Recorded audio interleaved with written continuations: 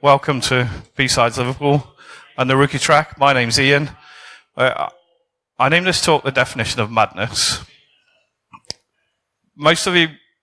Some of you will have heard the phrase, the definition of madness is doing the same thing over and over again, expecting different results. And although I've only been doing this for a very short time, I did my first InfoSec qualification this time last year. I have run across the same behaviours in the last 12 months, and it seems a bit strange to me. So before we get into the detail of that, a little bit about me. So I worked on my first computer in 1980. I worked on my first industrial system in 1987. I did my first IT qualification in 1989. I've had roles in the military, in small business, a little business with 30 plus employees. I've worked in education, both as a technician and as a lecturer, and I now work for a builders merchant group with businesses across 4 countries. For those of you that weren't around in the 80s, that's the first computer I ever played with. I didn't own it. It was owned by the RAF, and we had it in a computer club, and we used to do programming basic on it. I say we programmed basic on it. We probably spent more time keeping the memory pack in the back than we did actually programming it, but that's a story for a different day. That's the first industrial system that I ever worked on. It's a Ferranti Argus 500. It was an industrial control system. The variant that I used had a Coral 66 compiler, and we used it for a private military messaging system. The storage was 1-inch mag tape, and it booted from punched paper tape. So I've been doing it for a while. But about a year ago, I was asked to go and do this qualification by the company that I now work for. And actually, I haven't got the reaction that I got when I gave this talk somewhere else. But I have found that I get quite a negative reaction from this qualification quite frequently. I was really excited to go. I actually really enjoyed the course, bearing in mind that I'd been doing IT for the best part of 30 or more years before I got there. And I came home full of enthusiasm and wanting to learn more and do more and get more involved. But actually, I found that I was pretty well ignored by the people that I could reach out to. I didn't know any of you guys. The only people I could reach out to were on social media. And the easiest form of that social media was LinkedIn and Twitter. But I really didn't get anywhere at all. And I was ignored. I was put down because of the qualification that I'd done, which had sparked this interest. I've said on there that I was ridiculed. And I think actually probably now that's a bit harsh. It wasn't me that was being ridiculed. It was that CEH qualification that I'd done. And as a consequence of all that, I found it very difficult to get any help or guidance or any direction on where to go. And I was quite surprised at that. For me, what I learned on that course, lots of really good positive things. I learned what data our systems leak. I learned what we could do with that data and how we can then use that to exploit the systems. I saw examples of lateral movement which I'd never had explained to me before. I'd never seen past the hash. I'd never seen Mimikatz working. But I was able to see all of that in real time, actually doing it. We launched the ransomware. We built rootkits. And I even played with Metasploit. And yes, it was all done on vulnerable XP machines, but it demonstrated what's possible. And that, for me, was what opened my eyes after 30 or more years doing infrastructure to what was possible. And nobody had ever explained this or showed this to me before anywhere, in any of the roles I'd ever had. So when I got home and I tried to learn more, this was what generally I got told. Everybody I spoke to said that I needed to go and do OSCP. That was it. I'd done this certified ethical hacking. It was rubbish. It wasn't worth the paper it was printed on. You need to go and do OSCP if you want to be an ethical hacker. But the distance between starting out at InfoSec and starting out with a CEH and actually doing OSCP was enormous, and I had no idea about what journey I needed to take or how I would get there. It wasn't at all helpful. And for a long period of time, or a few months after I came away from Dublin with that piece of paper, I really struggled because I started to question whether I should have known some of this stuff, whether I should have already known it. I'd been doing it for 30 or more years. Should I already have known about it? Should I already have understood it? Where should I be in my career? It seemed a bit odd that I'd managed to go all of this time and not know any of this stuff. And I started to talk to some of the guys that I worked with. I started to talk to some of the guys that I'd been in the RAF with. I even talked to some of the suppliers that we work with and their IT teams we have good relationships with. And it turned out actually that they all had a similar knowledge gap.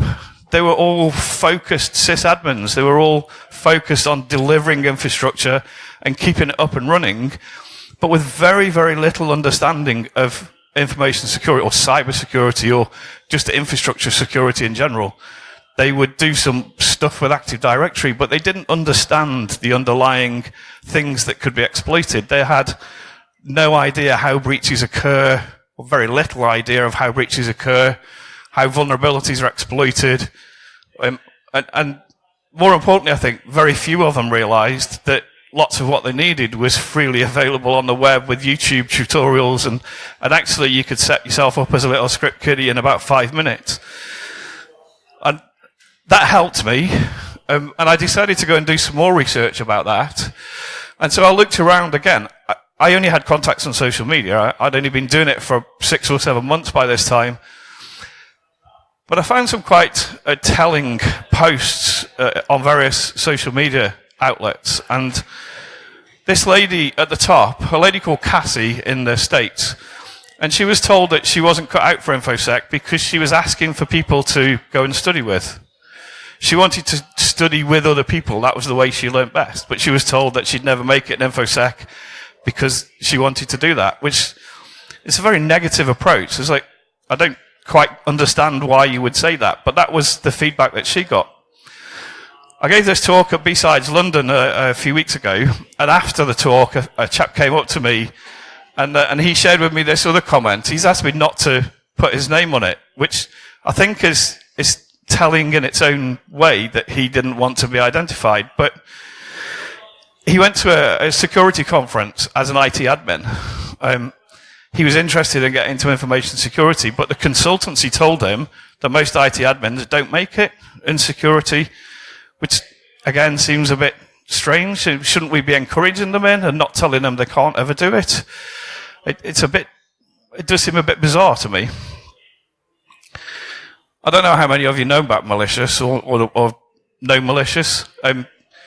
She is an ex-teacher, and I've worked in education. I've taught in FE.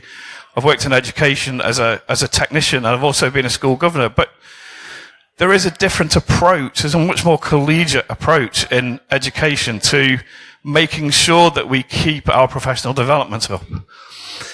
I worked in a secondary school for 5 years, and in that 5 years, every Thursday morning, the whole staff would go to the staff room before school started, and one department would do a presentation on some best practice or something that they'd done or some obstacle that they'd overcome.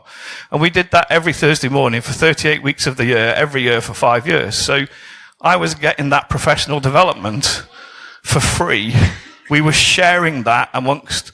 Can you imagine how much training and professional development we could get if we could get the help desk, the devs and the sysadmins together for half an hour every week and just get one or other of them to share some best practice? But we don't do it. We don't admit that we don't know things, or we find it hard to admit we don't know things. And this idea of we can't admit it, we just need to try harder, really, in my opinion, we need to change that approach. We need to change that attitude.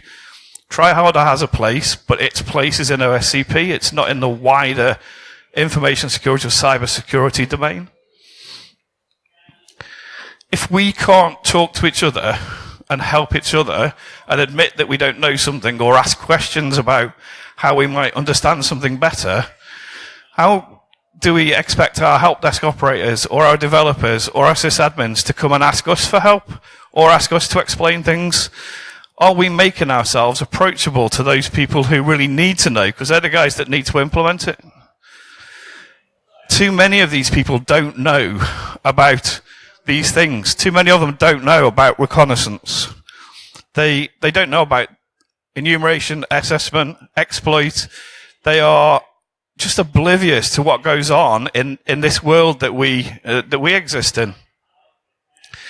And it struck me that for many years, I worked with people who just patched their systems because they were told to, not because they understood why they were doing it or what the consequences of not doing it were. And we've had a really, really good example of that recently with Bluekeep. So for those of you that know about Bluekeep, it's a vulnerability in RDS. It's through the Microsoft RDP client. It's been proposed as the next WannaCry if it gets out in the wild, possibly. Everybody was warning about it. Microsoft released patches for XP and for Windows and for Server 2003 as a preemptive thing, not as a reactive thing. And we decided in our business that we were going to phone all of our suppliers, anybody who had any connection with our network, we were going to phone them all up and make sure that they were proactively doing something about it. And we phoned this one supplier, and they didn't know anything about it at all. They outsourced all of their IT to another company. We phoned that company, and they said, oh, they don't take our patching service. So they hadn't even told them about Bluekeep. They hadn't even told them how dangerous it was because they didn't pay for their patching service. And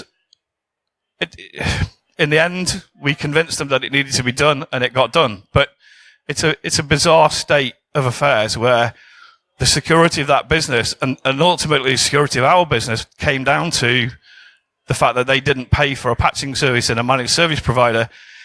But the more we spoke to them, actually, I don't think the MSP, the senior engineer we had on that call, he didn't understand what Bluekeep was. He didn't understand what that vulnerability actually did or didn't do. And that's the point, was that they were patching on this cycle because they're told they have to patch. They're not patching because they understand why. And we need to help them learn more. We need to be more open. Last year's course fundamentally changed my approach to IT security, and it drove me to learn more. It's driven me to go to B-Sides London. It's driven me to come here. I've only ever been to 2 conferences, and I've given the talk at 2 conferences. And that's because I did that thing, that CEH that everybody ridicules so much. It brought me to this point today. It's a journey, InfoSec. It never ends.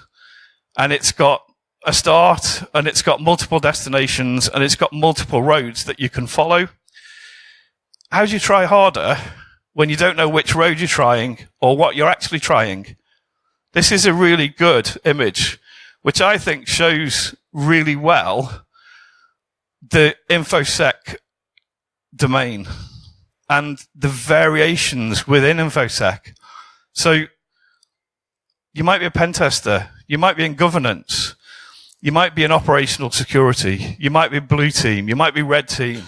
There's all of this stuff. This is a mind map that was done by a CISO called Henry Zhang in New York. And he's very kindly let me reproduce it. And he's put it on his LinkedIn page as a PDF, as a JPEG for anybody who wants to go and download it. But it really shows that you can't just have one approach to information security because it's different. You don't need to code to work in governance. How many times do you hear people say, you can't be an InfoSec if you can't code? Of course you can. You might not be able to be a pen tester, but you can definitely work in information security. But all we do, or my experience is that everybody's giving you reasons why you can't do it and not finding ways of helping you to do it. And that's what I'd like to change. Changing attitudes is possible. It takes some effort. It takes some work. Thank you. It takes some effort. It takes some work. It's not going to happen overnight. Here's an example. In 1980, when I worked on my first computer, drink driving was a bit of a macho challenge. We'd go out, we'd have a few pints, we'd drive home, and then the next night we'd go out, we'd say, I had 10 pints last night, I'll have 11 tonight, drive home. But it was a bit of a thing we did. I'm not particularly proud of it, but it was the way it was. Wearing seatbelts wasn't compulsory. In fact, a lot of cars in 1980 didn't even have seatbelts in them. If the younger of you can even believe that. Speeding was never talked about, and there were far less speed limits than I see now. But it was never talked about because it just wasn't a thing. You know, you just got in a car, you drove, you got home, you got back in your car, you drove, you went to work. Fast forward that to 2019, drink driving is completely unacceptable. Very few people now would even think of having a beer and getting in a car and driving. We've changed the attitude. It's taken a long time. It hasn't quite taken that amount of time, but it took a long time and a lot of hard work to change the attitudes. The same with seatbelts. It took a long time to get people, for those of you that remember Cluck Click every trip and all that, it took a long time to get people to actually realize that it was in their best interest. And, you know, we have your car talking to you or beeping at you now if you don't put your seatbelt on, but you wouldn't really get in a car and not put your seatbelt on anymore. And speeding now is the new drink driving. We're starting to see changes in those attitudes. We're starting to see people come in and say, I got a speeding ticket off that camera the other day. And now the answer is, well, you shouldn't have been speeding then. Whereas not that long ago, it would have been more likely to be, well, those flipping speed cameras, pain in the backside, aren't they? But we're starting to see those attitudes change. And so we can change attitudes if we're willing to put the effort in, if we're willing to go on the long haul. And I think we should. I was challenged when I was preparing this talk for B-Sides London. It was said to me, you're having a bit of a rant. So you're having a bit of a rant. What are you going to do about it? How are you going to change it? What are your things that you're going to do? So these were the things that I came up with. I would like to build a new community where it's a shared community. It's not just InfoSec. It's where anybody can come in and ask questions about security. But it's a safe place where you can come in and ask, and you won't get ridiculed, and nobody will say you should have known that. And there are always people who know more than you, and there are always bits that you don't know. Nobody can know everything about everything. So it's very small. There's about 6 of us from B-Sides London. It's not a great community. It needs more of you. Please come and join us. Please share it. I will be posting a lot more when we finish here today. And I'll share the Slack channel link again as well over the next few weeks, several times on Twitter. But please come and join us and talk to us, because without you guys, without starting this off, we can't make the changes that we need to make. We need to be more positive. We need to encourage people in. We need to get rid of the gatekeepers, and we need to get rid of the gatekeeping that goes on. And we need to stop saying you can't and start saying you can. And so my challenge to you as seasoned professionals is to be patient with newcomers, please, and challenge gatekeeping. If you see gatekeeping behavior, challenge it. It's rife in our industry, and we really do need to try and root it out. Make it acceptable to ask questions, because we've all learnt from somewhere. And even if you spent the last 30 years teaching yourself because there wasn't an InfoSec community, and you had to hack away and hack away and hack away, for those of you that wondered where the word hacker came from, do you really need to then go make other people go and do it the same way you did it? Or could you not just share some of that information and, again, stop putting obstacles in people's way? Please don't tell people to try harder. Tell them to try harder if they do no SCP. That's fine. You can tell them to try Google. I don't mind that. But you can help them, and you can direct them, and we can encourage them, and we'll start to have a wider and a better community. We'll start to encourage people into our industry, and we'll stop being so exclusive and so elite. Or maybe that's what you want. I don't know. But that's my talk. I've been doing it for 12 months. I started with CEH. I've ended with 2 talks at 2 B-sides. I'm still going on. I'm looking for other opportunities. And I hope you will join me and try and start to change some of these attitudes that we've seen, or at least encourage people who want to come into our industry so that we can have an inclusive industry, not an exclusive one. And I'll take any questions if you'd like to ask. Brian? I don't know. He didn't share the name of the consultancy with me. He posted it on Twitter after we'd left. He said he did actually say, I really enjoyed your talk. And then obviously he put that tweet up. And I asked him if I could use it, and he said, you can use it, but please take my name off it, which is what I've done.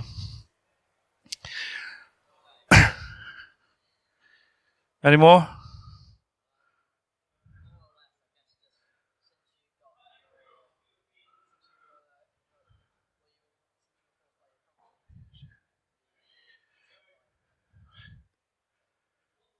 I tell you what, hang on a second. Just take this. Yeah. Since you were forced by your company to do the certified ethical hacking, was your company, at least in terms of its staff, in the same, like after you got your information, did you end up spreading your message to your own company? More or less, sorry. Yeah. No, we're really bad at it, to be fair.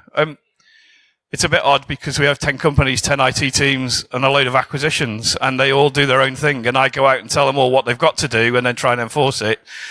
So it's a bit harder, but we are fairly immature, to be fair, as far as security goes, and we're getting better, but we don't share very well. And there's only me. Well, there's me and 2 others, but that's not a big team to go out sharing with teams of 10 or 12 or more across the business. But what we are doing, interestingly, is we're getting to the table at the start of projects and not at the end. That was something that I learned from another conference that I went to. It's got nothing to do with my talk, but as you asked the question, I went to a Palo Alto conference. Sorry for the advertising. And there was a chap there who said, information security. So if you think about building a house, you go and find a piece of land. You really like it. It's ideal. It's right on the docks in Liverpool. It's the best, it's your perfect piece of land for building your house. You go to your architect. He writes you, you get the plans done. It's the best building. It's your ideal home. And then you take those plans to the planning office and they say, you can't do that. And we're that planning office. Or we can be that planning office. So they do all of this stuff, and then the security team come along and say, oh, you can't do that. That's not safe. That's not secure. So we get into the table early and working with them to make sure we do, certainly on new stuff anyway, try and do the design and build security into the design, whatever that happens to be. And that way we're not the blocker. We're we're delivering it with them. Sorry.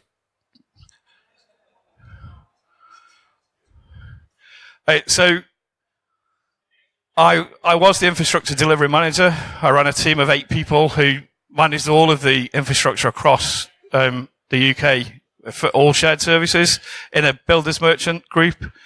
And I've left that role now to go and do this security role. So I'm just doing operational security, and a large part of that is just making sure that other IT teams do what they're asked to do, or are delivering a level of security that's acceptable to the business.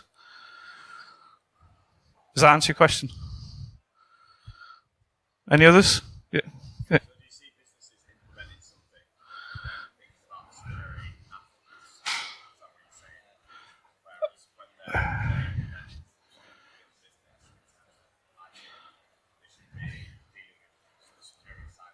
Yeah. Yeah, I mean, yeah, so the talk is saying we should be encouraging everybody to talk about security and not making it exclusive. So it's not an exclusive domain. It should be inclusive to everybody. And one of the ways you can do that is to be at that table when you start those designs, when you start that development. There's no point me going and sitting with the dev team because I don't code, I do infrastructure. So I go and sit with the network team and the server team. Somebody else goes and sits with the dev teams. Does that answer your question? Anything else? Anybody else? I think that's just about the time up anyway, to be fair. Thank you very much, everybody.